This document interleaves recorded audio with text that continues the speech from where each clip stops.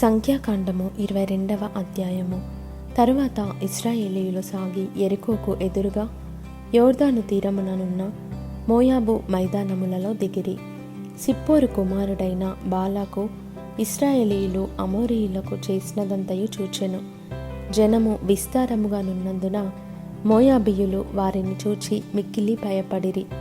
మోయాబీయులు ఇశ్రాయేలీయులకు జంకిరి.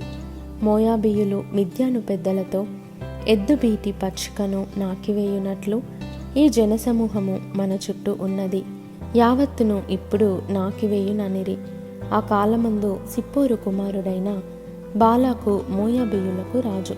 కాబట్టి అతడు బెయోరు కుమారుడైన బిలామును పిలుచుటకు అతని జనుల దేశమందలి నది యొద్దనున్న పెతోరుకు దూతల చేత ఈ వర్తమానము పంపెను.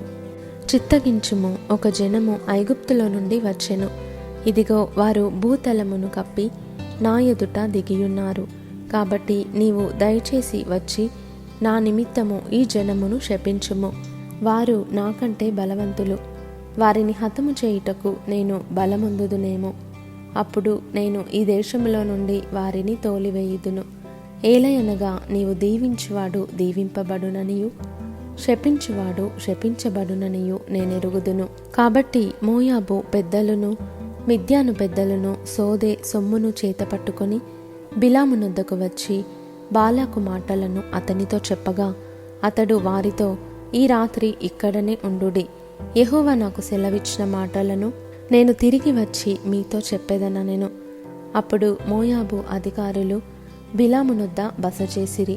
దేవుడు బిలామునొద్దకు వచ్చి, నీ యొద్దనున్న ఈ మనుష్యులు ఎవరని అడుగగా బిలాము దేవునితో ఇట్లనెను, సిప్పోరు కుమారుడైన బాలాకను మోయాబు రాజు చిత్తగించుము. ఒక జనము ఐగుప్తు నుండి బయలుదేరి వచ్చెను. వారు భూతలమును కప్పుచున్నారు. నీవు ఇప్పుడే వచ్చి నా నిమిత్తము వారిని శపింపుము. నేను వారితో యుద్ధము చేసి వారిని తోలివేయుదునేమో అని వీరి చేత నాకు వర్తమానము పంపెను. అందుకు దేవుడు, నీవు వారితో వెళ్ళకూడదు, ఆ ప్రజలను శపింపకూడదు, వారు ఆశీర్వదింపబడిన వారు అని బిలాముతో చెప్పెను. కాబట్టి బిలాము ఉదయమున లేచి బాలాకు అధికారులతో, మీరు మీ స్వదేశమునకు వెళ్ళుడి, మీతో కూడా వచ్చుటకు యెహోవా నాకు సెలవియ్యనని చెప్పుచున్నాడనగా మోయాబు అధికారులు లేచి బాలాకు నొద్దకు వెళ్ళి, బిలాము మాతో కూడా రానుల్లడాయననిరి. అయినను బాలాకు వారికంటే బహుఘనత వహించిన మరి ఎక్కువ మంది అధికారులను మరల పంపెను. వారు బిలామునొద్దకు వచ్చి అతనితో, నీవు దయచేసి నా యొద్దకు వచ్చుటకు ఏమీయూ అడ్డము చెప్పకుము. నేను నీకు బహుఘనత కలుగజేసేదను. నీవు నాతో ఏమి చెప్పుదువో అది చేసేదను గనుక నీవు దయచేసి వచ్చి నా నిమిత్తము ఈ జనమును శపించుమని సిప్పోరు కుమారుడైన బాలాకు చెప్పెననిరి. అందుకు బిలాము బాలాకు తన ఇంటెడు వెండి బంగారములను నాకిచ్చినను కొద్ది పనినైనను గొప్ప పనినైనను చేయునట్లు నేను నా దేవుడైన యెహోవా నోటి మాట మీరలేను. కాబట్టి మీరు దయచేసి ఈ రాత్రి ఇక్కడ నుండుడి. యెహోవా నాతో నికనేమి చెప్పునో నేను తెలుసుకొందునని బాలాకు సేవకులకు ఉత్తరమిచ్చెను. ఆ రాత్రి దేవుడు బిలామునొద్దకు వచ్చి, ఆ మనుష్యులు నిన్ను పిలువవచ్చిన ఎడల నీవు లేచి వారితో వెళ్ళుము. అయితే నేను నీతో చెప్పిన మాట చొప్పుననే నీవు చేయవలెనని అతనికి సెలవిచ్చెను. ఉదయమున బిలాము లేచి తన గాడిదకు గంత కట్టి మోయాబు అధికారులతో కూడా వెళ్ళెను. అతడు వెళ్ళుచుండగా దేవుని కోపము రగులుకొనెను. యెహోవా దూత అతనికి విరోధి అయి త్రోవలో నిలిచెను.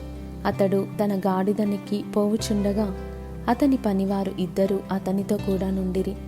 యెహోవా దూత ఖడ్గము దూసి చేత పట్టుకొని త్రోవలో నిలిచియుండుట ఆ గాడిద చూచెను గనుక అది త్రోవను విడిచి పొలములోనికి పోయెను. బిలాము గాడిదను దారికి మలుపవలెనని దాని కొట్టగా యెహోవా దూత ఇరుప్రక్కలను గోడలు గల ద్రాక్ష తోటల సందులో నిలిచెను. గాడిద యెహోవా దూతను చూచి గోడ మీద పడి బిలాము కాలును గోడకు అదిమెను గనుక అతడు దాన్ని మరల కొట్టెను. యెహోవా దూత ముందు వెళ్ళుచు కుడికైనను ఎడమకైనను తిరుగుటకు దారిలేని ఇరుకుచోటను నిలువగా గాడిద యెహోవా దూతను చూచి బిలాముతో కూడా క్రింద కూలబడెను గనుక బిలాము కోపము మండి తన చేతి కర్రతో గాడిదను కొట్టెను.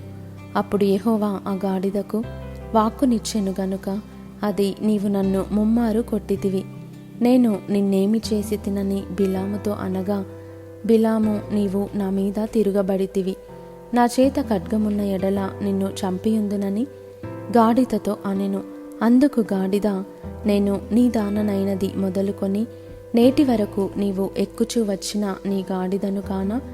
నేనెప్పుడైనా నీకిట్లు చేయుట కద్దా అని బిలాముతో అనగా అతడు లేదనెను.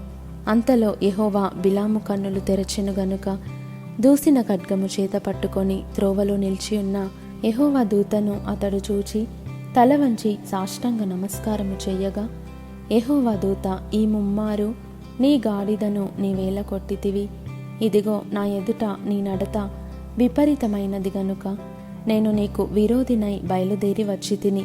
ఆ గాడిద నన్ను చూచి ఈ ముమ్మారు నా ఎదుట నుండి తొలగెను. అది నా ఎదుట నుండి తొలగని ఎడల నిశ్చయముగా నేనప్పుడే నిన్ను చంపి దాని ప్రాణమును రక్షించియుందునని అతనితో చెప్పెను. అందుకు బిలాము, నేను పాపము చేసి తిని నీవు నాకు ఎదురుగా త్రోవలో నిలుచుట నాకు తెలిసినది కాదు.